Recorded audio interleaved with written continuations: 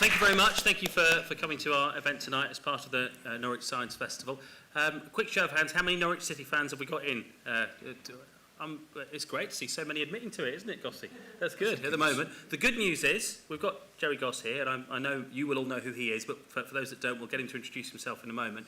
The good news is we are talking about football tonight, but there won't be very much about the present day at all, so don't worry. We're not going to discuss Norwich City's most recent results. But what I am going to do is ask our panel here to just give you a little brief introduction so that you know who's talking to you tonight. Gossy, we better start with you. I know they all know who you are anyway. Okay, yes. A quick sort of couple of sentences on who you are. Happy to give a couple of sentences and kick me under the table if I go on a little bit. But my name's Jeremy Goss, former Norwich City footballer and former Welsh international footballer. My career started 1981-82 at Norwich City Football Club.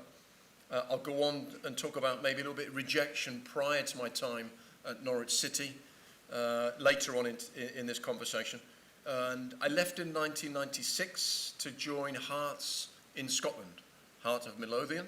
I spent 2 years up there to 1998, come back down to Norwich, where I was academy coach with Dave Stringer and Sammy Morgan, 1998. So let me say, around the 2000 mark, I actually left and came out of NCFC, which was a sad occasion to me. But I've had a long career in football, absolutely delighted with my experiences, and I'll be hopefully talking you through some of those this evening as we go by. We've got the man who's responsible for putting this evening together and has got some fascinating things to tell you about the work that is going on to look at links between football and dementia. Michael, do you want to introduce yourself to everybody? Sure. Thank you, Chris. And thanks, everyone, for coming.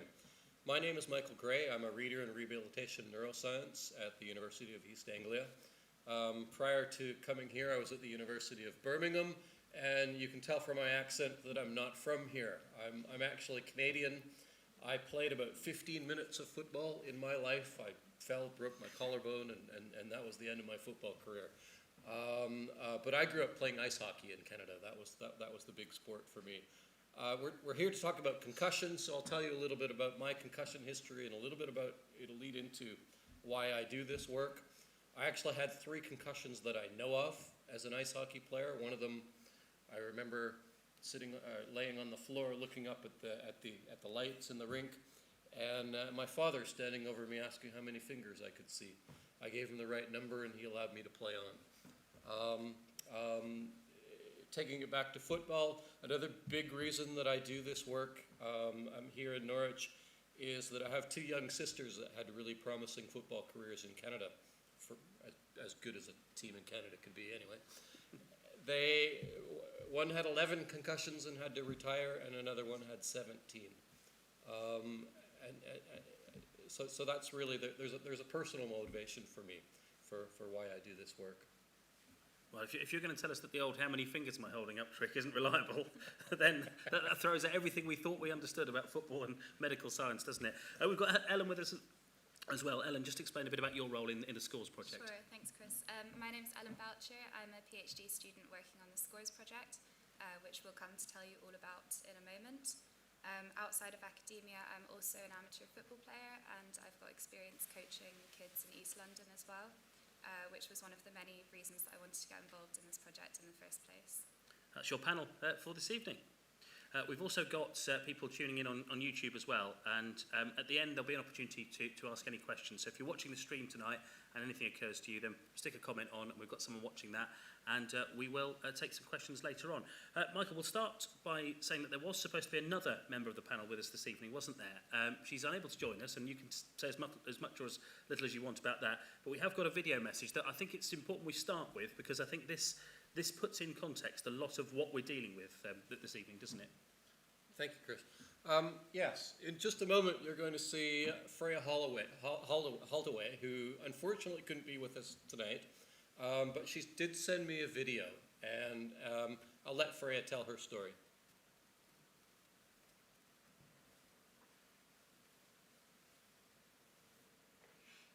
Hi there, my name is Freya Holdaway, and I am a former footballer. I played for Crystal Palace, which I captained for 5 years, and I played international football for Northern Ireland. To start off with, I started my football career in mid-Wales, played for Newtown at the age of 14 in the Women's League, which they don't do now, so it shows you how old I am. And then I moved to the Arsenal Academy after that, and then went to the United States and played at Marshall University, where I saw out my collegiate career. And then when I returned to the UK, I started playing for Crystal Palace. My first year was brilliant. We won 3 cups, I think, and then we progressed throughout the leagues, and now they're playing in the Championship, so we've done quite well. At the age of 28, I then got discovered by Northern Ireland to go and play internationally there, which then I obtained 12 caps. So yeah, overall, I'm pretty happy with my football career. However, I then retired from football 2 seasons ago now, with the fact that I suffered quite severely with 3 concussions in 18 months. Now, for me, my first concussion appeared to be the worst. It was that classic egg on the head. I'm sure you've seen some pictures out there. It looked pretty bad, but actually for me, that was the least sinister concussion that I suffered. The recovery was quite quick. I tended to feel a bit rough first couple of days. Took some time out of the game. I think I was only out for 2 weeks, then came back. My second concussion, I think, was the scariest for everybody. I, again, banged heads with somebody. Maybe it says something about me. But I banged heads with somebody right on my temple, and I went down. I didn't pass out or anything, but I just felt quite rough as soon as it happened. We did the initial protocol, so I ticked every single box out there. That said I was good, I was fit to go back and return to play. So with it being a friendly, we actually decided that, you know what, we're 10 minutes away from half time, come off, relax, and then what I'll do is go back on for the second half. So I came off the pitch right around the goalposts, and then I decided, sit down 5 minutes. Then we walked round to where the bench was, and halfway around there, I didn't know whether I was just feeling lightheaded, because then I stood up. But I turned to the physio and said, look, I don't feel great. Next thing I remember was the floor coming up to my face. I assumed it was me falling down. And then, at that point in time, I then had 2 seizures, which for me, I think I found quite frightening. The fact that I passed all the protocols, ticked every single box to be able to go back out onto the pitch and play. But the fact that then within 5 minutes of that, I then had 2 seizures on the side of the pitch, I think for me is quite worrying, because had I gone back out and then took another knock to the head, what could have happened? That my recovery on that took a bit longer than previously. So that happened in the April. I didn't return to play that season because we had about 6 weeks left, and I continued to feel a bit off, still experiencing headaches, a little bit more emotional than I probably would have been normally. And also, I was still trying to work full time, looking at laptops all day. So I don't think that helped. So then that took me to then pre-season at the end of June, early July. So I had a good rest. I had a good about 3 months recovery there where I didn't have to header a ball. So I had a good 2 months recovery and I felt good for it. Then the following October, so this was then a couple of months later, we were playing at London Bees and it wasn't anything abnormal. As a centre half, you tend to go up for headers. The goalkeeper from London Bees had kicked it out of her hands. I was stood around halfway line, went to header the ball back up the pitch, and as soon as it came off my head, I was like, oh, that did not feel good. I carried on playing the rest of the game, and then drove home, which probably shouldn't have done now looking back. And that one was really odd because nothing significant happened outside of the norm of the game. So for me then to then sit back and think about, how am I feeling? Why am I feeling this way? I found really difficult. I then had to go in and speak to the team and the manager and explain to them that actually I wasn't feeling well again. And everybody was like, well, why? What's happened? And I was like, well, it's just, that header that I had, from the goal kick, and everyone was like, well, which one? So it just shows, that the norms of the game had impacted me, and to the point where I wasn't feeling well, but everybody else just thought I had a normal game. And I called the manager and made the decision to actually step away from the game. I had, plenty of conversations with those nearest and dearest to me, lots of tears, lots of really backwards and forth conversations about what do I do. But for me, it was the right decision to step away from the game. I have concerns whether I'm going to be put in a home at 50, 60 or 70. My grandparents are in their 90s, so I've got good genes. But to have that resting on your shoulders about, what happens to your future self, resonates with me. So I decided the best thing for me was to step away from the game, and ultimately I don't regret it.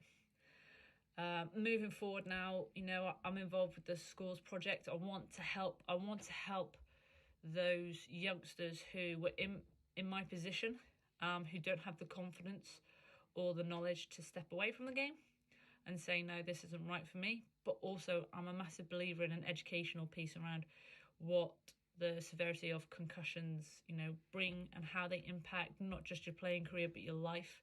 I think it's massively underestimated about how difficult people find it. I remember I used to wake up crying, wondering if my ears were going to stop ringing in the mornings. My first thought every day for months and months was, how am I going to feel today? Is my head okay?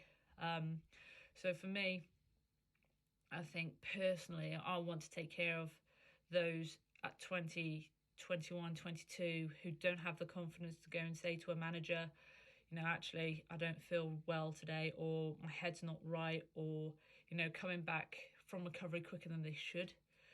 I think the managers, the FA, and, those just involved in the game have a bigger sense of responsibility to make sure that, their players are taken care of. But saying that, they need to be educated. And I think, the current protocols that are out there from the FA aren't sufficient. I think if I was able to tick all those boxes and then 5 minutes later have 2 seizures, is that enough? Could there be more done? So as from me, I think there's a lot of questions that need answering. And I'm here to try and make that happen, but not only for those who are playing, as adults, but I think from grassroots as well, trying to make that impact there and just show that actually any change to the game can happen, and children are very, very flexible, and if you implement any sort of rules, they'll still play the game regardless of what the rules are. But at the same time, if people want to know and understand the risks and continue, that's completely up to them, but I believe that people should know the risks that come along with concussion. Thank you for your time. Take care and stay safe. Fascinating. I'm sure you'll all agree, listening to someone who's been there and done that, Freya there, and some alarming experiences. And the fact you're talking about an international footballer there at the top of her game who was expected just to play on. And, banging your head is all part of football. Even heading the ball is all part of it. You just play on and get on with it, because what's happening on the pitch, the result, is the most important thing. And I wonder whether that resonated with your career, Jerry, watching that. Oh, incredible, and I apologise, I was taking notes because I was wondering what her symptoms were and what she did in terms of advice off the pitch by medical staff at the time, how she coped with it. Driving home, she says, wow, driving home. It happened in the 80s, probably more so than it's happening today. I'm pleased to say that things have moved on drastically well, and so they should have done in terms of the well-being of players on the pitch. We know that you get looked after off the pitch, but on the pitch and in training, is there enough time put on to looking after you as a player in regards to tackles, headers, knocks, collisions, body collisions, elbows? How many of these knocks are you taking through a particular training session? I remember when I first came to Norwich, we was in Trash Training Ground, and we all know Trash Training Ground, some of the Norwich fans here, I'm sure. And there's a gym there, and we were playing in the gym. And as you do, it was a youth team where Dave Stringer was manager. First team were on the pitch outside, and we were just playing with a hard gym ball. It wasn't a proper football. I go back to when mitre footballs were introduced to the game, and even before that, it was a heavy loaded football, and even heavier if it got wet in the outside rain. We were indoors playing with a heavy loaded gym ball, and 5-a-side, play off the balls, and it was like pinball. The ball went over my shoulder, and as I turned to follow that ball, the player behind me volleyed it, and it hit me straight in the face to my left-hand side. And immediately, as is youngsters, everybody started laughing their heads off, because a player got it in the face, and I was on the floor, and it looked funny to everybody, apart from the guy who got it in the face, which was me. I was on the floor and thought nothing of it until I stood up. And in actual fact, I couldn't stand up because I was wobbling. And I held on to my left hand was holding onto the gym wall, and my right hand was covering my face. And Dave Stringer was there, and he just thought I'd run it off, and as you do in these knocks, not realizing the damage that it caused me at that particular time. I then found out very, very quickly I couldn't see out my left eye. It swelled instantly, and I began to feel a bit sick, a bit nauseous. And it was then that Dave Stringer saw that I hadn't left the wall, that I was struggling, that I did need attention. So he came straight over and held me up and stopped me falling down, took one look at me and took me out of the gym and called for the only medical individual on the complex at the time, and that was Tim Shepherd, our physiotherapist. And he normally just has a water bottle and a sponge. And that was it. It was the 80s. That's how it was. Took a look at me instantly and said, okay, we'll get some other young lad to drive you to A&E. And I went straight to A&E, because I obviously didn't look well, where the diagnosis was, look, you're heavily concussed. We want you to be taken home and lay on your bed, still as you can be, for as long as you can be. If you continue to get headaches and nausea symptoms, get in to see your doctor immediately and phone us immediately. And that's exactly what happened. 3 days later, I was back in that same gym playing, not thinking anything of it. Embarrassed, actually, that I had to miss training, angry that I had to miss training, and wondered what all the fuss was about. So that's my personal experience of the first time that I got concussed. There were other times, playing against Wimbledon, against the infamous Vinnie Jones.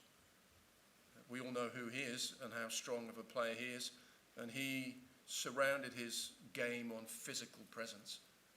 He playing for Wimbledon, it wasn't so good then. He went on to be a great player for Leeds United and so on. But for Wimbledon, he had a job to do, and that was upset physically every player he played against. And I mean studs down the shin, studs down the calves, elbows, punches behind the referee. This one incident, he elbowed me in the centre circle at Carrow Road. And for 2 seconds, I didn't know where I was. He caught me right under the chin. And I'd gone, literally for 2 or 3 seconds, stumbled, didn't know where I was, very quickly took deep breaths, very quickly got back mentally into the game and carried on and thought nothing of it. Didn't even report it to Tim Shepherd or indeed the attending doctor at Carrow Road after that. But later on that night, I was getting really horrible headaches and thought again nothing of it and didn't really report it. There are other incidents I can remember. Who remembers John Devine? John Devine in the early 80s, a pre-season trip to Scandinavia. What a story this is. Me and Paul Clayton, a youth team guy, and I was a youth team man, just to make up the numbers on that Scandinavian tour. We were just kicking the ball about before a game, literally 30 minutes before a pre-season friendly in Scandinavia. And John Devine was running across our path between the halfway line and the 18-yard box, warming up. He would run, do some stretches, turn around, run back again, do some stretches, turn around. And in between time, me and Paul Clayton were just drilling 20, 30-yard balls at each other. Paul Clayton, I'm blaming it on him, he got it wrong in his timing, and he drilled the ball without looking where John Devine was. And as John Devine was warming up running, it hit him on the side of the head. Again, I described this heavy-loaded, weighted football that is not in today's game. It literally took him off his feet, and he landed on the side of his body. Us being us, we ran into the changing rooms and didn't own up to doing what we did. It was what we thought was funny at the time. However, that sort of shows what we're dealing with, doesn't it, Jerry? I think we should let's bring Michael in at that Absolutely. point, because that's fascinating. There, what we've heard about how people getting hit in the face, people getting elbows. It is all part of football. It has been for a long, long time. And maybe a good place to begin with is for you to update us on what we know at the moment in terms of the short-term and long-term effects of a football career at any level. We've heard about the professional side of it there, the damage that can do. What are we certain about at the moment? So we've heard some really good stories about the short-term issues. So I'll break this up into short and long-term. I'll put a middle part in there as well. Short-term, the important thing is when somebody gets a knock to the head and they're feeling that headache or the dizziness that's been described here. In Freya's case, the fainting, the strong headaches, the seeing stars. Players need to be removed from the pitch. I won't get into maybe I should get into the reasons for that. The brain is damaged. It's what we call a mild traumatic brain injury. And now the brain will repair itself, but the issue is if the brain is already damaged, it's using up its energy resources to deal with that damage. If the brain then gets another knock to the head in this vulnerable period, there's not enough energy left in the brain to manage that brain injury so that it can recover itself or from its own injury. And the result of that is the nerve cells then die. And that can be catastrophic.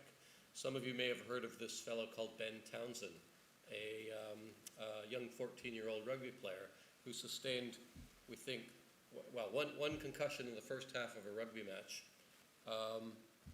possibly 2 concussions in the second half, and 3 days later he was dead. And it's very, very uncommon, but it's very serious. So the important thing is that in the initial injury, we need to remove players from the field of play so that the brains can recover, and then they get back out to play that game that they love. The next issue that we have is how soon do we come back after having an injury? This wasn't available in the 80s when you played, Jeremy, but now we have really good graded return to play protocols.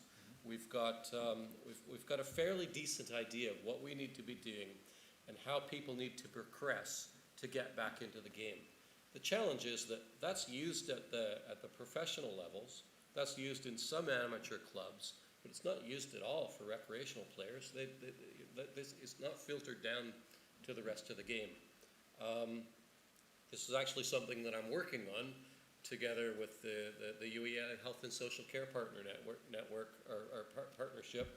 I see Mark is in the audience here who used to run that. We're trying to establish a method of care for people who have had concussion and who then need to return to play, return to learn, or return to work. The last issue then is neurodegeneration. And this is where I'm going to diverge a little bit from concussion, because we actually think the neurodegeneration that we're seeing much later in life, I say much later, in the 50s, 60s, 70s, we think that neurodegeneration is probably due to heading the ball, as opposed to, let me put that more correctly, it's probably not due to concussions. It's probably due to a repetitive sub-concussive head injury. So what do I mean by sub-concussive? A concussion is something where you know something's happened. You've got these headache symptoms, or you saw stars, or felt a little bit sick. A sub-concussive injury is when I go up, I head the ball, and I don't feel anything. But there's still a little bit of damage that's going on. There's still a little bit of damage to the neurons. And by doing that over and over and over again, day after day, year after year, that damage accumulates, and that produces the neurodegeneration that we then see expressing itself as Typically, we talk about dementia, but also ALS, Lou Gehrig's disease. We know for professional footballers, there's a 3.5 times greater risk of neurodegeneration leading to dementia compared with the average population. And well, this is where the SCORES study comes in. We'll talk about that later. But it's really important that we recognize this now and that we look at those 3 different areas, removed from the pitch, come back to the pitch or to school or to work at the right time, and then taking care of ourselves later on as we grow older. And a couple of points there that we need to bring you in on Jerry. I think, first of all, the short-term impact. So we've heard there the importance of when someone's had a blow to the head, get them off the pitch as quickly as you can.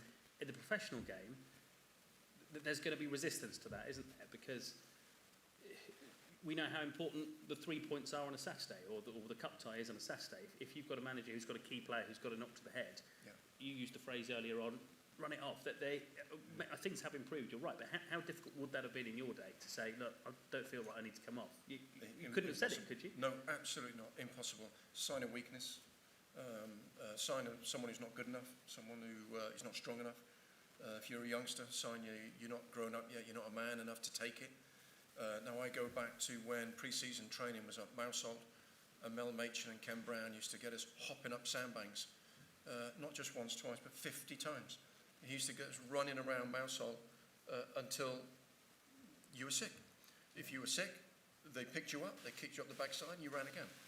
If you complained of a headache, that ain't a man, get on with it. If you get knocked, run it off. These type of things happened. Well, my incidents, it was, well, he's back in training, isn't he? Yeah, give him 3 days, he'll be all right. Not a problem. The swelling's gone down, his eye's red, but I think he's okay, Gaffer. Yeah, so count him in, and you get on with it. Them days are so luckily now that them days have gone from what I've just described to, if there's a header injury in today's Premier League game, they have to go off the pitch and get assessed by the doctor, no matter what the injury is. And I think that is fantastic. It's a great move forward. It's a progressive way of taking the game on, and the well-being of the individual I talked about early on.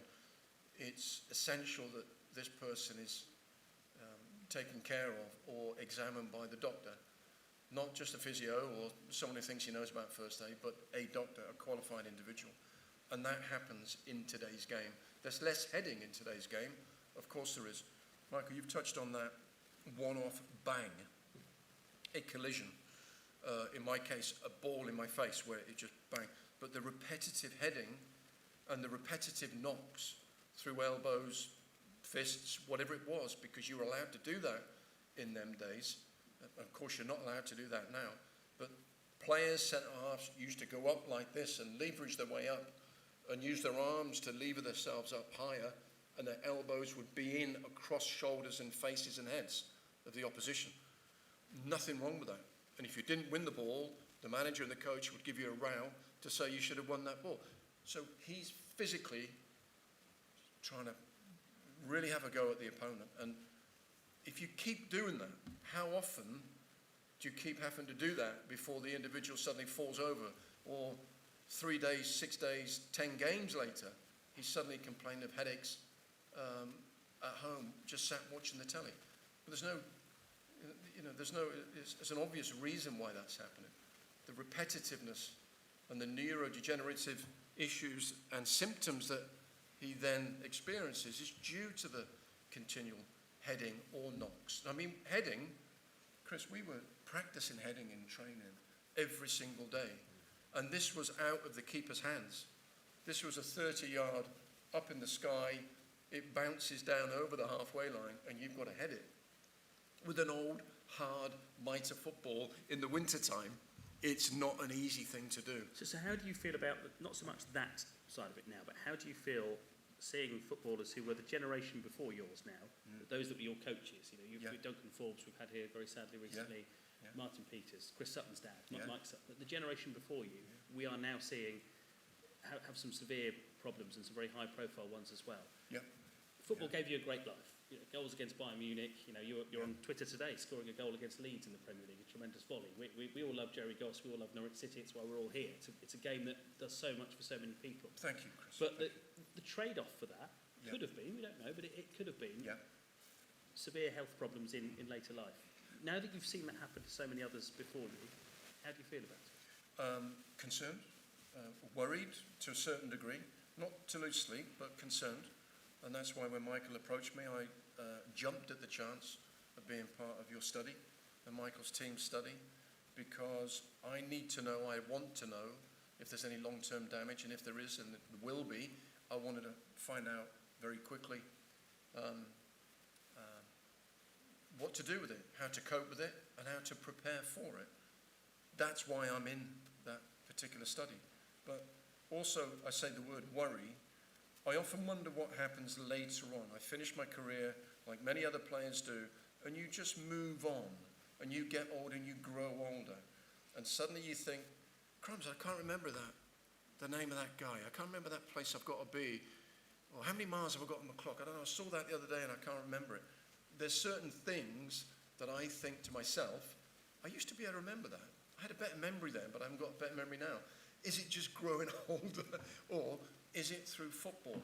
And it really did hit home massively to me, as to a question mark. All the heading, the knocks, the concussions that I've had personally in the game. 2015, I was walking back through the city, and I suffered what they called a TIA. Some of you may know what that is, a transient Islamic attack. It was a mini stroke. I went blind in my left eye. For 12 minutes, I couldn't see out my left eye. A shutter come across. Shocked, I just leant against the wall thinking I've got something in my eye. I had nothing in my eye. I just went blind. Suddenly, 12, 15 minutes later, that shutter came back and I could see. Weird, thought nothing of it. Went to where I was working at the time. I said, I'm going to go home. Something just strange has happened to me. I went straight to Specsavers. I went straight to the front of the queue because I explained to everybody what just happened to me. And they got me straight in to see an optician. Can't see anything wrong with your eye. Go to your GP, or if not, go to the A&E. Okay, that's what I did. Went to the A&E, where the specialist then diagnosed and said, you've had a mini stroke. A blood clot has been formed in a vein going up the left-hand side of your neck, into your head, going into your eye. But you're very lucky. It wasn't thick enough or strong enough to prevent the blood flow long enough for you to lose your sight permanently. It was flushed through 12 minutes later, enabling you to see again. But you've had a stroke. I want you to take statins, and I want you to take aspirin, and I want you to just take it easy and do no physical activity for the next 6 weeks. Well, what a shock that was to me. I still today don't believe it was true. I'm in denial about that. And then I suddenly think about all the times I've headed the ball and the concussions. So is there a relationship to what happened to me between that and heading the ball and the knocks, which prompted me even strongly enough to get involved with Michael and the study? Because I still believe there is. And I still believe the reason why I had that TIA was because of the examples I've given of concussion and heading in football. And I strongly believe in that. No, well, I'm yet to be talked out of that. That's the size of the task here, isn't it, Michael? We've got something happening to Jerry while he's walking through Norwich in 2015 that could have been caused by something that happened at Trouse in 1985. How do you go about establishing whether or not there is a link? So, what we're doing with the let me answer that question by going back a little bit, because I gave you a statistic a while ago that said 3.5 times the risk is 3.5 times greater for former professional footballers compared with the average population. I should explain how we know that. There was a really important study in Scotland in 2019, October 2019 is when this came out. It's called the Field Study. And what they did is to look at the medical records of just over 7,500 former professional Scottish footballers, and they compared that to, do you remember the number? 21,000, 22,000 people who didn't play football, all of the same age, because of it's such a large sample, we can say a lot about that data set. And it demonstrated very clearly that there's a much greater risk. Now, why there's a greater risk, that study couldn't say. And this is where a lot of the work now is going on. What is the cause of that risk? My take on it is that it's fine studying the records of deceased footballers. I'm more interested in actually looking at people who are still with us, because I think there are things that we could do. We know for things like dementia that if we know about the problem much earlier, there are more tools in the toolbox for us to be able to do something about it. So from that perspective, we started with this SCORES study with the idea that we would monitor people's brain health as they got older. Now we're starting with professional footballers, but we're also looking at amateur level footballers. And we're looking at recreational footballers as well. We will expand beyond football, but at the moment the study is really focused on football. We are looking at anybody over the age of 40, both men and women, and I think the women's issue is really important, and we'll come to that, I think, in a few minutes. But the idea of the study is to give some, to help. I mean, there are loads of people just like Jeremy who are worried that because of all this negative information that we have in the news now, they played in the day when they were heading a lot, and there are people rightfully concerned. I talk with former pro footballers regularly who say they want to join the study because they're concerned. Part of the reason for doing that is to alleviate some of that concern. I mean, you mentioned Specsavers. All of us over the age of 40, we get an eye test every 2 years. Some of us every year. Nobody checks our brain. So that's what the SCORES project is all about. It's doing a test of your brain fitness, if you will, and we'll do that every 3 months over the course of at least 10 years. And the idea is that we will give some assurance to people that that they're in progressing well with age, comparing them to people in the same age group, same lifestyle, etc. And more importantly, though, we'll detect much earlier if people might be struggling. Now, that's not to say that people might, if we say that there's an issue, that it's, you're going to have dementia, or you'll have the more technical term now for what we're looking at is mild cognitive impairment.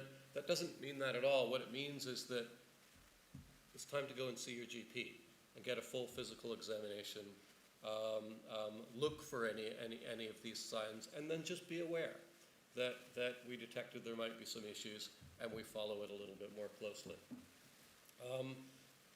Because it's a fact of life, when our brain, after the age of 40, all of us decline. We all feel it. I mean, we talk about forgetting things, forgetting places. In my case, I forget names of people all the time. I forget where my keys are. That's normal. That's absolutely normal, and it gets worse as we get older. There are things that we can do about that, but it's perfectly normal. The idea with the SCORES project, though, is that we monitor this, and we look for things that might be a little bit off. And then it might be as simple as we change your diet, or maybe you need to drink more water, or little things like that. It might not actually be that somebody is about to get dementia. And is it, one thing we should be clear on, there is a tendency to believe that, it's the footballers from the 60s and 70s are getting it now because obviously the ball was much heavier then. Does that necessarily mean that it already won't be such a problem going forward, or is it more complicated than just they had a heavier ball in those days? No, this is where Jeremy and I might disagree a little bit, because he's mentioned the heavy leather ball a few times, and I see that argument frequently, and in fact the FA have used that argument to say that it's no longer a problem. They don't do that anymore. The physics of this just are such that doesn't make sense. When you had the ball, yes, it hurts. And in the old days with the heavy leather ball, yes, it probably hurt even more if it was going quickly. But the physics are that you're imparting energy from one body to another body, in this case from a football onto a head. The formula, it's a Norwich Science Festival, so we can use some physics, can't we?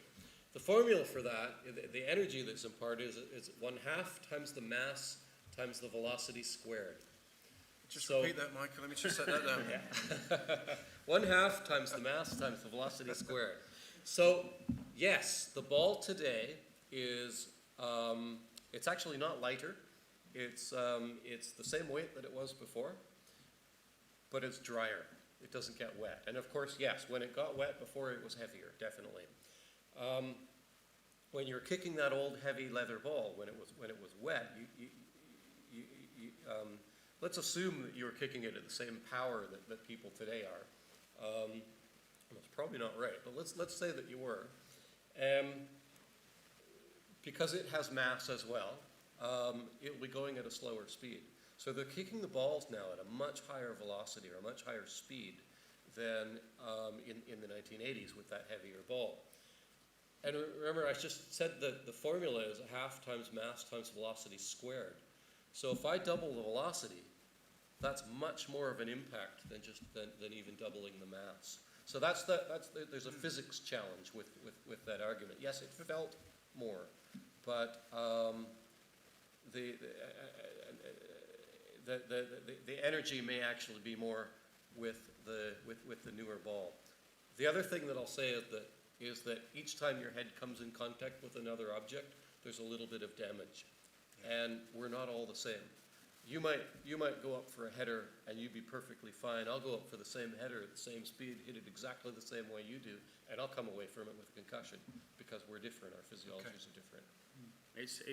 And I think, Alan, let's bring you in. This is probably why you were so keen to get involved, because it's a huge issue, and we'll talk about some of the politics behind it at the moment and who should be claiming the overall responsibility for this, because I know that's a very difficult area. But this must be why you're so keen to get involved in this, because there is still so much we can't be certain of. Yeah, so there's so many open questions in the field, and this is one of the things that the Scores Project is trying to address, is looking at these gaps in the literature and seeing what we can do with it. So one of the large gaps that we're addressing is firstly not just looking at professional players, but also looking at the amateur level. Football's the biggest sport in the UK, and it's one of the biggest in the world as well. It's massively growing in the women's game, so it's important that we look at the risks of participating in this now, if not 10, 20 years ago.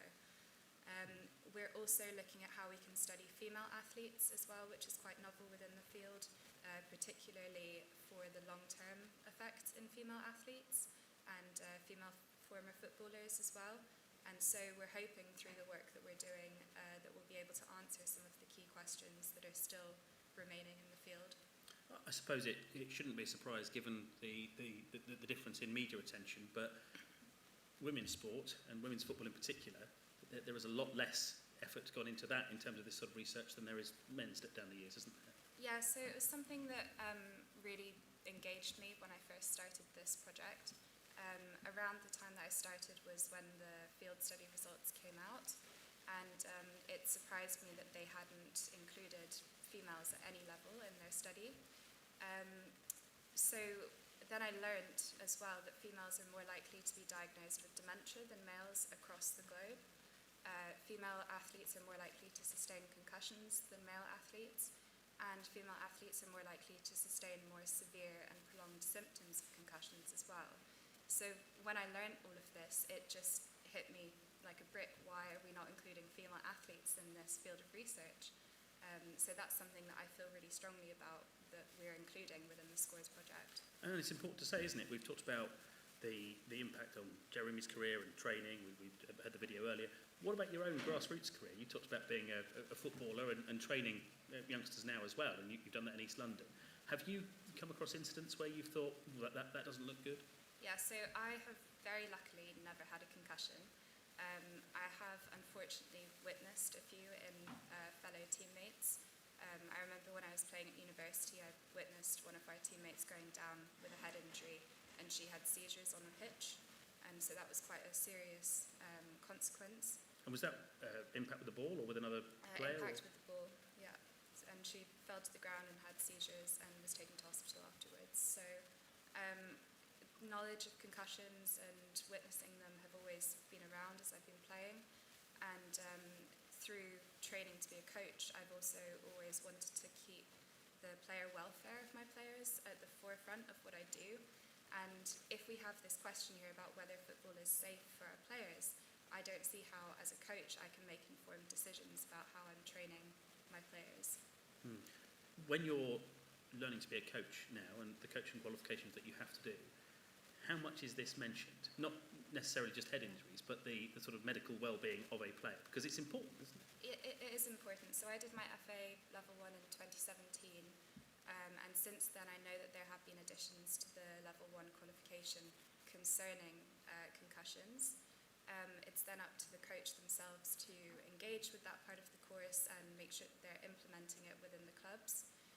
We know through recent developments from the FA there are now regulations about how we implement heading within training sessions, but again a lot of this responsibility relies with the clubs and the coaches as well. And that's what I wanted to move on to talk about next. We'll go more into the Scores project and what you need and the direction you'd like it to take next as we go. But there is a wider issue here, and I don't know whether, Jerry, whether you might be the first person to go to talk about this. Through a football career, there are a number of people who are responsible for you or who you are playing for. Yep. There's the manager, there's the people who own the football club, and that can be different people with the different clubs that you play for. You also belong to an organisation, I assume, called the PFA, Professional Footballers Association.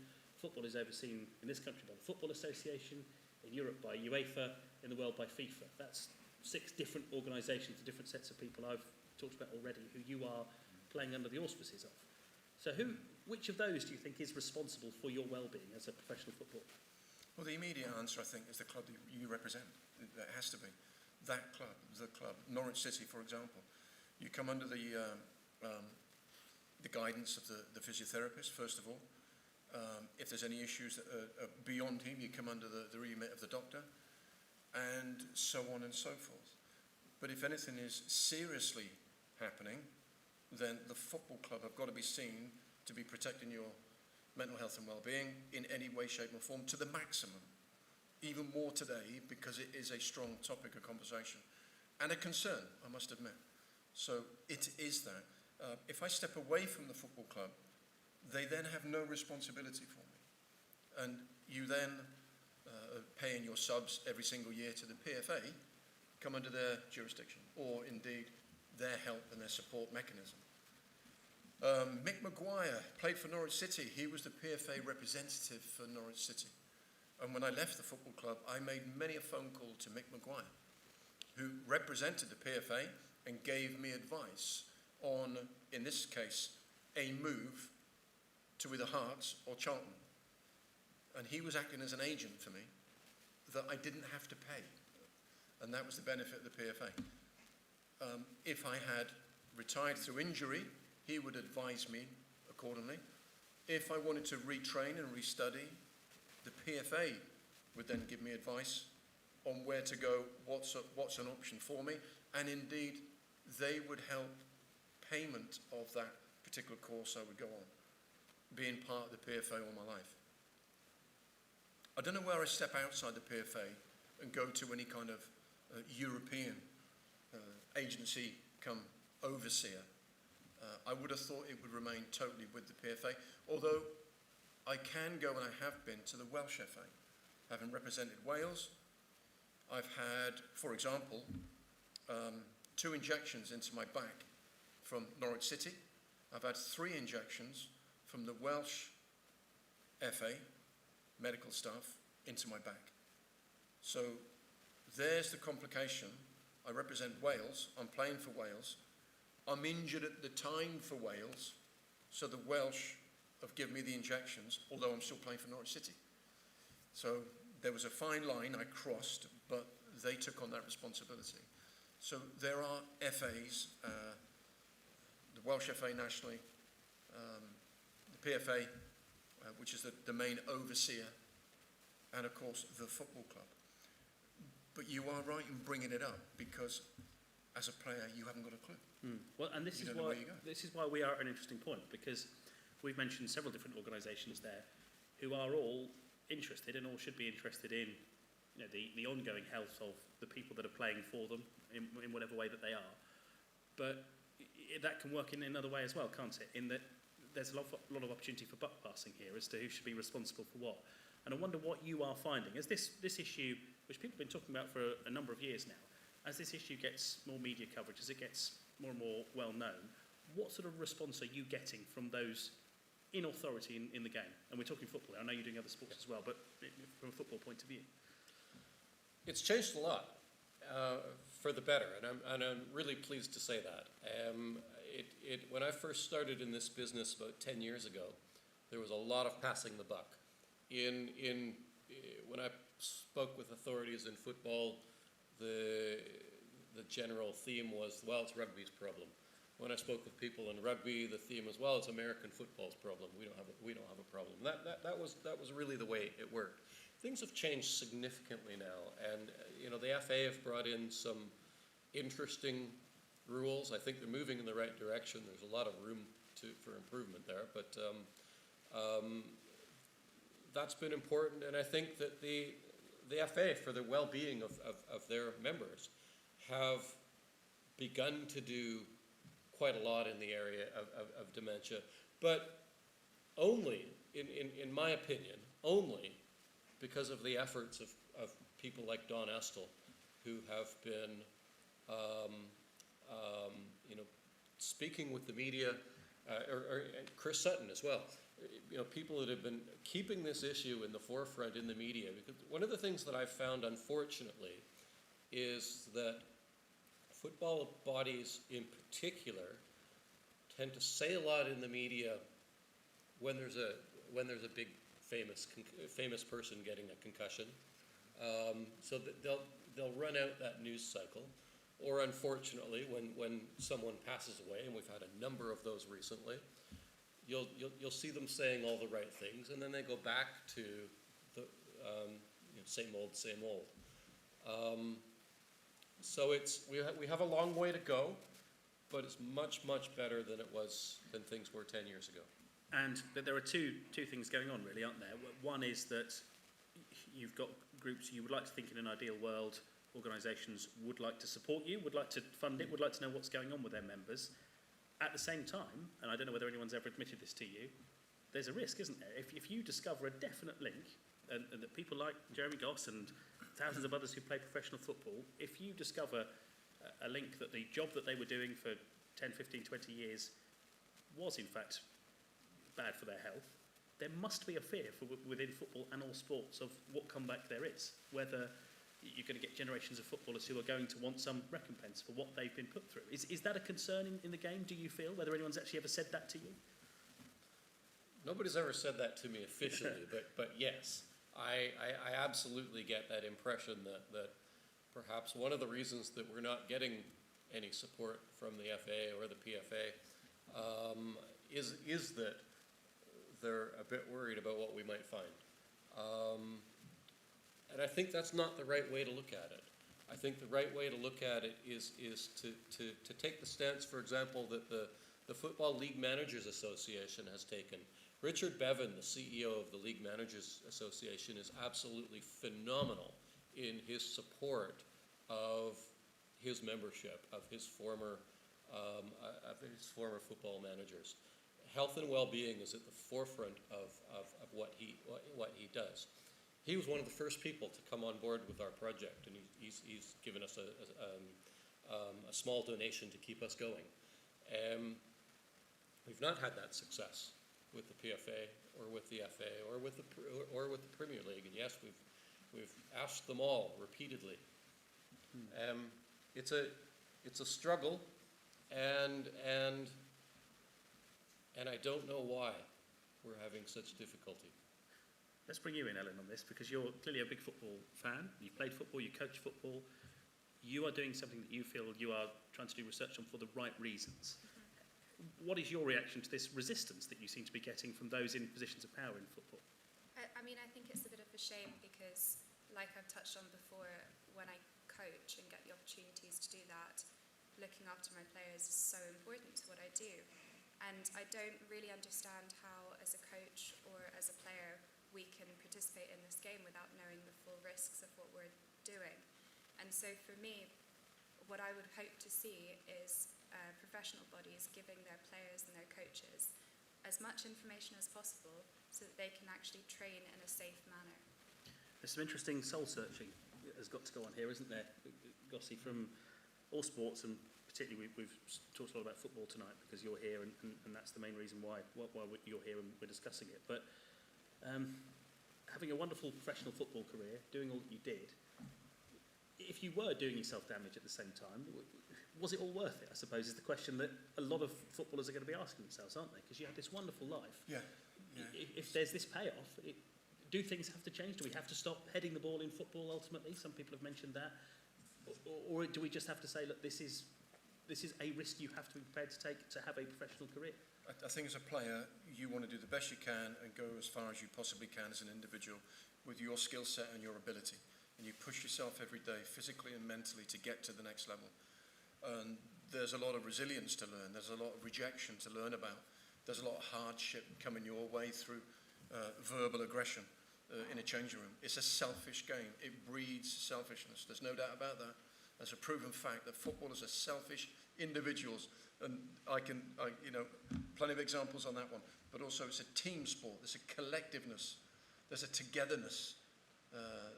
You're brothers in arms when you go forward. And you always talk about injuries, or you always talk about winning FA Cups, and whatever you talk about, it's nothing matters other than today and tomorrow's game. That's the most important thing in your life. Be fit today, train as best you can today, get selected, play the game tomorrow. Take 16 knocks, knees, elbows, shins, hips. Gunny, you ask Brian Gunn about his hips. You ask Neville Southall about his hips. My mate, Mark Walton, former goalkeeper for Norwich, about his hips. They're nearly limping now because of all the diving that they've done. Players with knee problems for fun, Achilles problems, ankle problems. Ian Culverhouse, Kings Lynn manager, great friend of mine, my teammate in the early 90s. He's limping now because of the injury he had that finally he had to call a day for in the early 90s. Terrible injuries that you sustain, but nothing matters because what you're experiencing is the very best thing in your life. The greatest moments, sporting moments in your life is happening today and now. So whatever it takes, I mentioned 5 injections into my back. That's just to get me fit, to train, to play. That's all that is. I didn't say, well, what am I going to be like in 25 years? I didn't care. I just wanted to feel better then. It wasn't something players think about or thought about. I didn't at that time. You just make that sacrifice, if indeed there was one, pointed out to you. When former footballers walked in, Dave Stringer, Duncan Forbes, Terry Alcock, Sandy Cannon, Bill Punton, whenever they came into a room, they'd be limping in some way, shape or form. Something as a player, you would probably have a little smile and laugh about. But they're not laughing in the midnight hours or 2 in the morning when they wake up and have to take ibuprofen every day. And it's something you didn't realise that was going to happen. Fortunately for me, several knee issues with meniscus problems. I've got an ankle issue that doesn't cause me any issues, but it's fine. I've got a dodgy shoulder, I've got a torn bicep tendon. I've gone deaf in my right ear. I've had a TIA. Do I moan about and regret everything I did in football? Not at all is my answer, Chris, I'm coming to. Not at all. Because what you were living at that time was the very greatest and the very best experiences in our lives. And I'm trying to think of another industry that may relate and come up with the same answers, and I probably can't. but the answer is no regrets. But that's crucial to this, I think, Michael, isn't it? Because for most of us, I mean, football, if you're lucky enough to play it and you do as well as Gossie did, it gives you these great highs in your life. For the rest of us, it's a form of escapism on a Saturday afternoon. It's something we love to go and watch. We want to get behind our team. We almost don't want to think about the fact that this might be doing people harm. And do you think that's one of the things you're up against as well? The fact that it's, for a lot of people, this is football, this is the game we love. If we find out too much about this, it might have to change fundamentally. And maybe people don't want it to. Maybe that's what they're scared of. No, there is an element of that. I think there's no doubt. My issue with it would be that, I mean, I don't have a challenge with the knees and the hips, but we only have one brain. And it's you know, you live with your knees and your hips and your shoulder, but when it comes to your brain, it's not just you, it's your family. It's, you know, we have a group of people around us who love us, and as we get older, you know, our family is important as well. And when, you know, unfortunately, when dementia strikes in a family, it's not the individual that gets it, it's the whole family, unfortunately. It's the whole family feels the effects of this. You know, listening to the stories of Dawn Astle, the way she looked after her father, of my friend Judith Gates, who is currently looking after her husband. You know, there are days when he doesn't recognize anybody. That's hard. That's hard, and it's. I think it's really important that because we only have one brain, we need to look after it. We need to be putting mechanisms in place to reduce the risk, not eliminate the risk. None of us are saying that. Sport has been the most important thing in my life as well. But I think we need to take steps wherever we can to reduce these risks. So I suppose the question to Michael first and to Ellen as well, from the research you've done so far, from the people you've spoken to, the varying experiences they've had, the heartbreaking experiences as well that you're hearing from people who've got relatives in this situation, what are you convinced could be done and should be done now, if we're talking about football, in terms of cutting the risk? Sure. Well, the biggest thing that we need to do now is reduce heading the ball in practice. So I'll take this for adults. At the pro level, I think we need to be reducing heading, and it needs to be policed in a better way. We all heard the story a few weeks ago of, I think it was the Tottenham manager, wasn't it, who said, we're not doing this. And I didn't hear anything further about that. I'm sure he was called up to task, but what's actually going on in terms of making sure that happens? Because the players won't protect themselves, as Jeremy said quite rightly. Their job is to play the game and be as fit as they possibly can to get out and have that competitive advantage. So if they need to head the ball more, they're going to do it. You do what you're told. Precisely. And that's, I mean, so that's at the professional side. On the amateur side, and particularly for children, I'm a strong believer that children should not be heading balls. There are a number of reasons for that. From a physiological point of view, children do not have the same neuroprotection as do adults. They are a much greater risk, and we don't know the extent of the potential damage. Now, I'll be the first one to stand up and say, if I'm proven wrong, I will stand up and say, I was wrong. Children should be heading balls. But all of the evidence that we're seeing is pointing in one direction, and that is that we need to be removing heading as much as possible from the game. And I do see a day in the future when we don't have heading in this game. Ellen, would you go along with that? Is there anything else you would add? No, not in particularly. I mean, I mostly agree. I think where it's unnecessary, I don't think we should be heading. And I think that applies to the youth game, and I think it applies to the amateur level as well. If it's not your job, why are you exposing yourself to this? And if it is your job, is there a way that we can reduce that exposure as well? So, yeah, I think that responsibility needs to come from top down and not leaving it to the players to monitor themselves as well. Yeah, and that's interesting, isn't it? Who has the overall responsibility for it? Which brings us on to the Scores project, Ellen. I'll ask you about your involvement in it and just to explain what it is and what you're trying to achieve. Yeah, sure. So the Scores project is a longitudinal study we're running for at least 10 years. And what we're doing is we're essentially monitoring the brain health of anyone who's been involved in sport at any level. So that can be contact sports like football, or non-contact sports as well, like tennis or swimming too. What a participant does is they take part in regular testing, so every 3 months, and they repeat the same set of assessments twice a year. So we're essentially getting time points across the 10 years where we can look at how participants have performed at a certain age and whether this changes over time as well.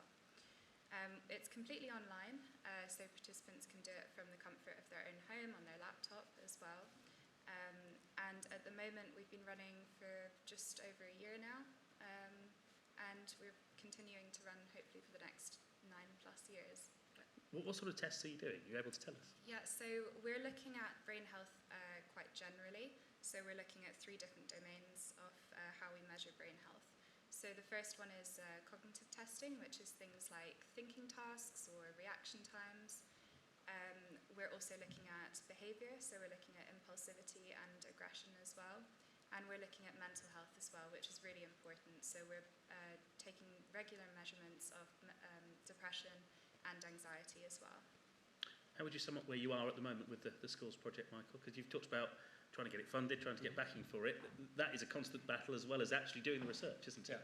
Well, that's my job. Ellen's job is to conduct the research, and she's been doing an amazing job. So we have almost 275 people in the project now. Let me look at your list. I'll do this. 72 former players or former professional males, 69 former amateurs, and 36 females. We will have our first set of data very shortly. Ellen's working really hard at the minute on getting that data ready, so we'll actually have something to say on this within the next couple months, I think, hopefully before the end of the year. No pressure. And what we're trying to do is expand the study now. So my job is to get the funding, but we're also actually looking at recruiting more participants. So maybe, Ellen, you could say, who are we looking for now? And there might be some of you out there that can help us. Yeah, so in general, we're always looking for anyone who is aged over 40, lives in the UK or in Ireland, and does not have a dementia diagnosis. We're looking for adults who have participated in any level of sport, either contact or non-contact, as I said. But more specifically, at the moment, we're really driving to recruit females with a history of playing contact sport, like football, as well as males who don't have a history of contact sports. So these are males who have participated in sports like tennis or swimming or athletics as well. It's not just a football project, is it, Michael? We talked about football a lot, but there are other sports you're looking at too. No, that's right. Our control group is really important. Alan has mentioned non-contact sport athletes as well. We're particularly interested in recruiting those people. And the plan is that SCORES is going to be a big project. It's centered here in Norwich, started here in Norwich, but the idea is that we're going to expand across the country. We are still quite local, I have to say. We've got a lot of Jeremy's friends from locally here, and a lot of Mark Bart's friends from London. We can expand a little bit more than that, I think. So we want to be across the country. Our next plan, funding pending, is that we will expand into football throughout Europe, and I want to go into other sports. So rugby will be next. The plan is to really make a big push next year to recruit rugby players.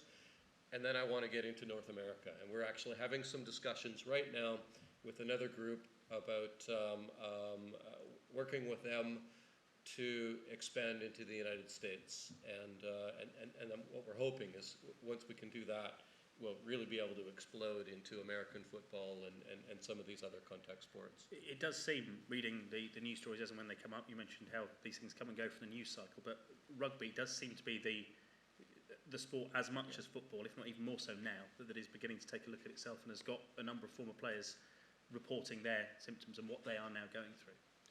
Oh, without doubt, Chris, rugby is leading the way in this issue. There's no doubt about it. And that's largely because they've taken the brunt of the negative media attention years ago. I think probably football is catching up in terms of media attention now. But yes, rugby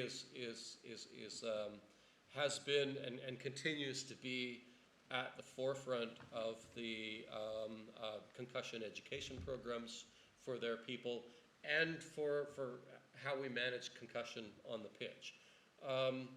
Football's getting there. Association football is absolutely getting there.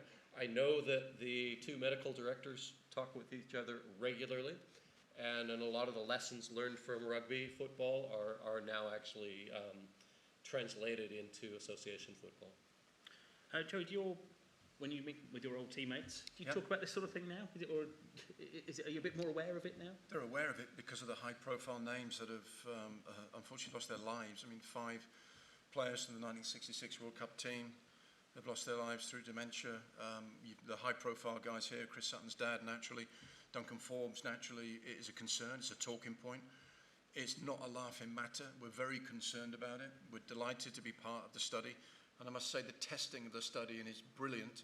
I'd like to congratulate Ellen and Michael and the team for creating this because it's kind of non-intrusive. It's a very friendly way of testing somebody's mental, shall we say, not ability, Michael, that might be the wrong word to use, but going through a series of memory tests, speed reaction tests.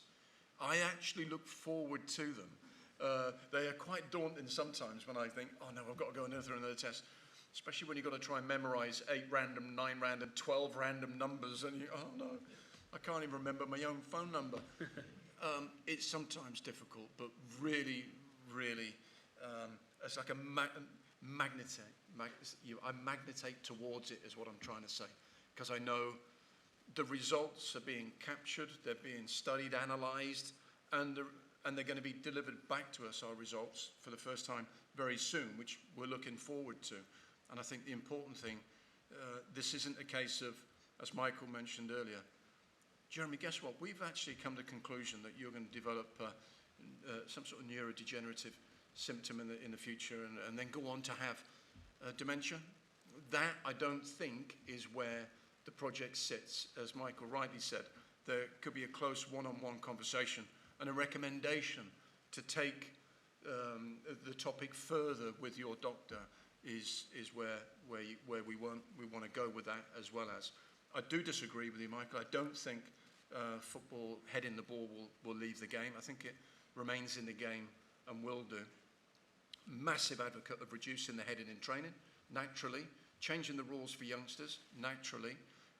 Where we sit in the amateur game with more clumsier tackles and challenges through mistiming of individuals is an issue and a more serious issue to bring up because people will get injured more, if that's the correct phrase, in amateur football than I think in professional football.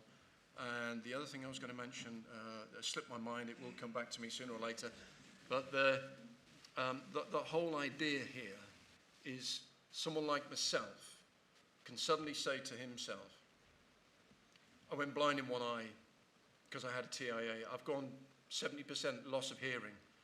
Is it connected to heading the football? Am I likely to develop these symptoms going forward in later age of dementia or Alzheimer's? That's what I need to know. I'm right behind this study, and my mates in the game want to know as well. You speak to people like Rule Fox and Chris Sutton and Rob Newman and Mark Bowen and Ian Culverhouse and Rule Fox. I'm naming a good team here, I think.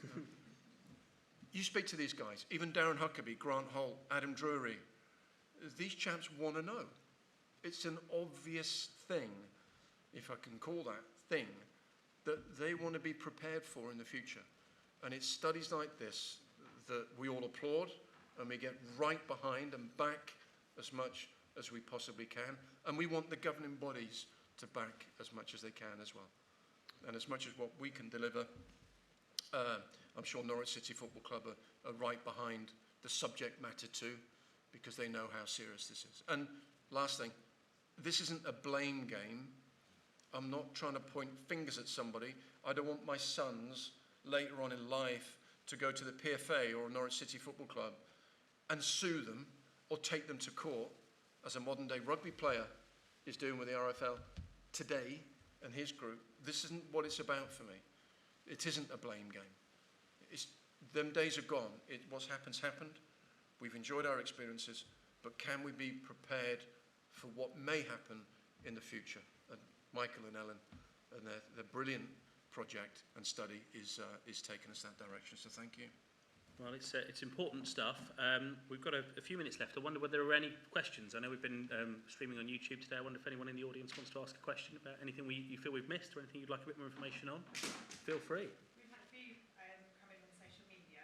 So the first one is from, well, it's a joint one actually, from Anna Marie Moody, and she asks why, looking at children's football, do clubs not actively dissuade the young players to head the ball? And if they're not able to do that, is there a way that in their training they can be shown how to do it more safely? Because at the moment strategies such as the age under 11 strategy, sorry, just reading this, in a local team, is that once earned a corner, the plan is for a defender to then head the ball into the goal. So she's asking if there's any way that that can be built into the clubs at a very young age. Who wants to take that? I think adapting training is crucial. Sorry, I'm leaning forward. I think it's crucial. The distance of the ball, I think, is important. If someone stood at the end of the table, he's an 8-year-old boy or girl, I can throw a soft ball, a beach ball, with no weight, and we've discussed weight of the ball, I know, but with no weight, I can teach that individual the technique of heading a ball just by throwing it from here, 1 yard, to the individual's head, who then can go through the arm, the technique, and the heading, technical aspects of heading the ball. I think that is surely must still be allowed, because there will be times where a youngster needs to technically get in the right position to head the ball. But the reduction of the heading is crucial, and the distance the ball goes before it hits its target is crucial. Do you think that's right, Michael?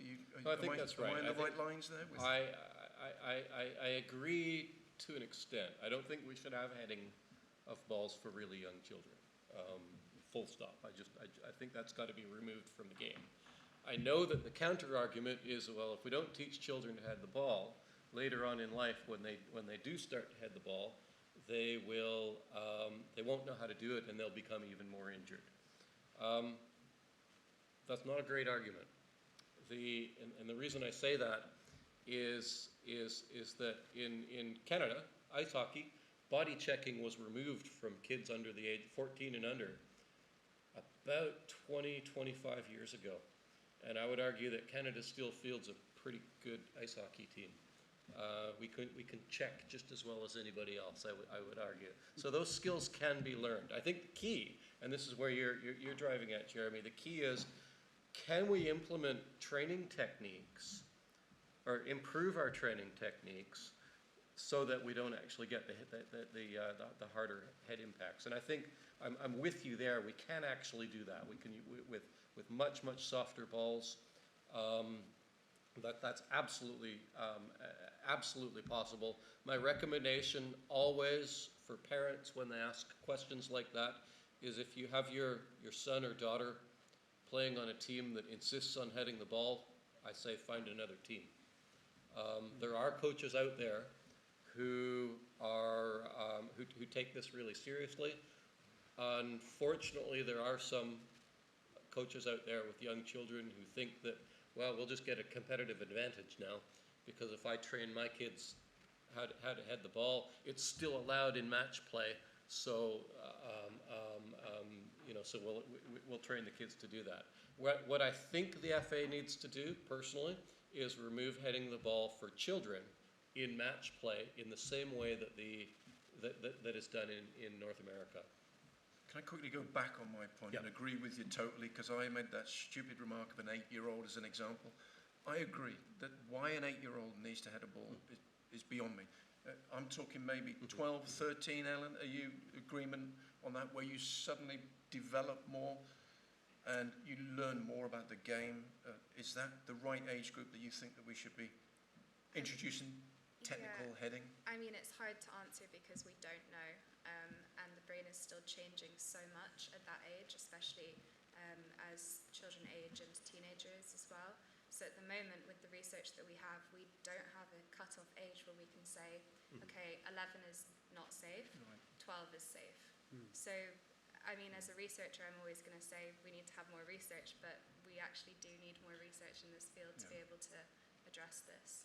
And that gives us the issue you've just touched on, which is a big one, really, when you think about it. You could be growing up in one Norfolk village and you're trained how to head the ball, that's what you do in training, you go to the next one and they're not doing it. It's still, and I didn't realise this, it's different, even at the same age group, it's different at different clubs. And it depends on who's coaching you. There probably needs to be a little bit more from the top there, doesn't there, in terms of we're all doing the same thing or we're not. That's absolutely the case. I mean, the FA has guidelines. They're not rules. They're guidelines. And I mean, I've been on the radio several times where we do call-in shows, and I'll get coaches calling in and saying, "Well, I'm not following this. It's a guideline, and I don't agree with it. You know, I headed the ball all my life. I'm just fine. My kids are going to do it too."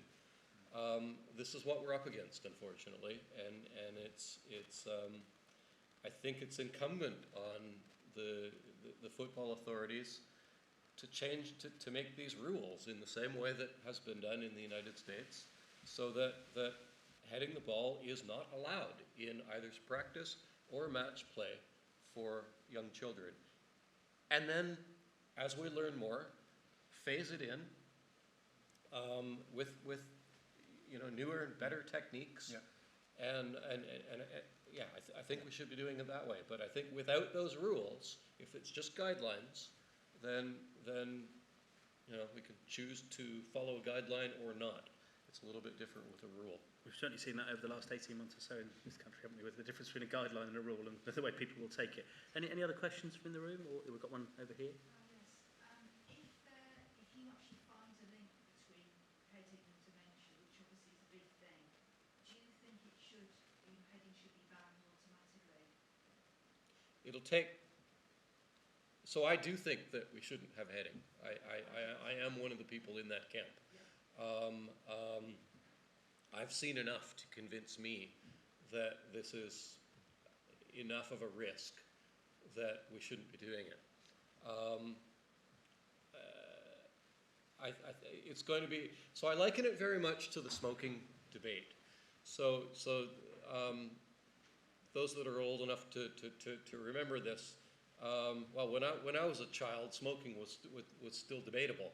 It was, and we had, there was a lot of denial about whether or not smoking actually did cause cancer or not. And it took decades before we had the irrefutable proof that smoking cigarettes does lead to lung cancer. Not in everybody, because we all know, we can all stick up our hands and say, oh yeah, well my grandmother, or I know a grandmother somewhere that smoked until she was 103 and she was just fine. It's the same thing with heading the balls. Not everybody that heads a ball is going to get dementia. Absolutely not. But it's a higher risk factor. And let me be careful in this too, because we know that it's a higher risk factor in professionals. We think that is probably the case with the amateur and recreational footballers, but we don't actually have that evidence yet. So my argument is always, why take the risk for children? We have a couple more questions online. So the first one was from Gregory Farman a bit earlier in the evening. Is this linked to the endocannabinoid systems and the head glow shocking system? I don't know. I don't know the answer to that. Okay, that's fine. The next one is from Macro B-Star. It says, as a coach, does Ellen have any tips on how I could approach my coach or manager about my concerns about heading and head injury? Yeah, I mean, so I had this situation when I started at my new club here in Norwich. It was around the same time that the FA had released their new regulations on how much we should be heading in amateur and professional level football. And so I actually approached my manager to have this conversation with him about what level of comfort I had with heading in practice. And we had quite a productive conversation and essentially came to the conclusion that I could draw my own boundaries at how much I wanted to get involved in it. So I think it's important to remember that the FA in their regulations have taken quite a conservative approach, I would say, in terms of addressing the issue now that there's a lot of noise about it. So they are saying 10 high-impact headers per training week, I believe. But like I said earlier, there's not really the evidence there to say that 10 is fine and 11 is not okay. So if someone does feel uncomfortable with exposing themselves to more heading, absolutely speak to your coach or speak to your child's coach about reducing that. That's an interesting question culturally then, though, isn't it? We've heard from Jeremy, at professional level certainly, you're a team, everyone's doing the same thing. So to stand up and say, I'm not comfortable doing that in a team environment, that's not easy for everybody, is it? No, it's not easy, and I think it's, we've spoken about how in the 80s we had this culture of what it meant to say no to headers and things like that, or to say that you had a concussion. I'm sure that players today still feel some pressure about that. And it's not just about stepping out of headers, it's also pressure with reporting concussions and saying that something's wrong as well, from the amateur level all the way up to the professional level as well. By the same token, if you're the one that is the one that puts the hand up and says, actually, I'm not comfortable with this, you may find there are several other members of the team who have been feeling the same but haven't felt they're in a position to say it. So you don't know until you raise it. Any other questions from in the room? I thought I saw a hand up at the back there. Yes. Unfortunately, Michael used to work with me, so I know quite a lot about next days. But it's something you haven't mentioned, so I think it might be worth a point to the other football coaches in the room, like me, who will pull a player off if they smack their head with their question. What we do with the next is still very unclear. So FA guidelines are in place, but FA advice on what to do next is tricky, and we have parents that will grab them and run them around the back of the head and say, oh, you'll be fine, and we don't know what happens next. So what would be a simple piece of advice to coaches, but also teachers and other people in those walks of life in how to handle concussions with particular youngsters? What would be good practice? Sure. Thank you, Mark. Each contact sport should have, I say should have because not all of them do, but football does have this. So there's something we call return to play guidelines. And if you play football, if you're a coach with football, you can go onto the FA's website and you can actually, I think you can do it as a parent as well. You can go onto the FA's website and you can download the football-specific return to play guidance. And what this is a day-by-day chart as to what you should be looking for. And quite simply, what it is it's a symptom checklist. So each day is a progression in your concussion journey to wellness or to fitness, may I say. So we'll start out on day 0, which is rest. On the next day, we're going to do a little bit of physical activity. But we only get to do that physical activity if our concussion symptoms have subsided. So we'll go from light activity to heavier activity, then into simulated match play, and then into more contact drills, etc. Each sport is different, but as I say, for football specifically, there's a football-specific return to play guidance. There are similar things for return to learn, for getting children back to school or back to university. And one of the things that we're working on is something called return to work, because some of us that will play on the weekend will sustain a concussion, and we then have to go back to work. Well, how do I go back to work safely?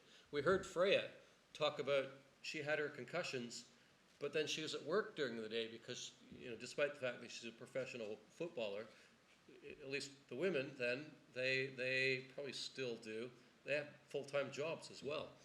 So she's on a computer screen, which is absolutely not the thing that one should be doing. That will prolong the effect of a concussion. So there are these guidelines, and they're available to download and to follow. We in East Anglia here are working on a project through the UEA's Health and Social Care Network project, or partnership, I should say. I keep getting that wrong. Whereby if you come into the A&E and you have a concussion, you leave there with some information about return to play, return to work, or return to learn. It's something that we're actively trying to engage all of our local NHS partnerships or trusts in. The idea is that we'll lead the way here in the East, and that'll spread across through England. Right. So it sounds like the guidelines that you're after are there. They're perhaps just not well known enough, and perhaps not shared in the way that they should be, shared widely enough. I don't think I saw any more hands go up. Yes, I did. We've got one right at the back, and then we'll come down the front. Just to say, if people are interested in joining the study, how do they go about getting recruited for it? Yeah, so you can visit our website, which is www.scoresproject.org, and right at the top right-hand corner of the page, there's a big register button. So if you read through our website and like what you see and think that it's right for you, please do feel free to register an account. You can also email us as well at scoresproject@uea.ac.uk if you have any questions with signing up and everything. Right, down the front. Thank you. Just in regards to what we mentioned earlier about whose responsibility is it, and maybe the reticence of some organisational bodies to accept responsibility for historical issues. I've been the other day about the NFL, the American Football Federation. They've agreed to end using, frankly, quite racist ways of. They have a huge compensation pot strategy which they've had for about the last 15, 20 years because they have accepted that they didn't do enough to protect players in the past. And they acknowledged only the other day that they should stop using very antiquated, racially based assessment criteria, particularly which suggests that black people have fundamentally lower cognitive ability. I was wondering if that is another factor that's part of your research, or is that being completely dismissed? Is there any kind of variables or anything like that? No, great question. So what we do in the SCORES project is the important thing is people are compared with themselves. So we've got a number of comparisons that we do. So because it's a longitudinal study, this is where our study is quite different than most of the other studies that are out there. Most studies will do exactly that. They'll do a one-shot thing, and then you compare this group of people to that group of people, irrespective of things like socioeconomic status. Most people factor in age, but sometimes they don't even factor male or female. Well, it's worse than that, because mostly it's just males in most of these studies, as Ellen alluded to earlier.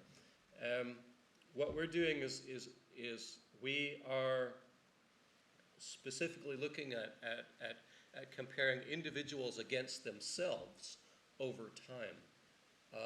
We will categorize people based on socioeconomic status, and the only way we know that is because we get your postcode, and so it's a guess, really. But stratified by age, by sex, by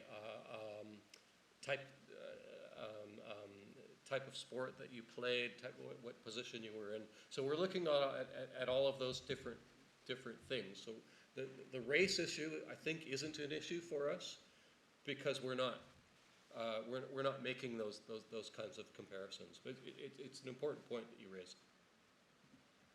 I think that might be it in terms of the questions. So is there any final thoughts from our panel? I think we've covered an awful lot of ground. Is there anything else we haven't said, anything you'd like to get in before we draw a line under it?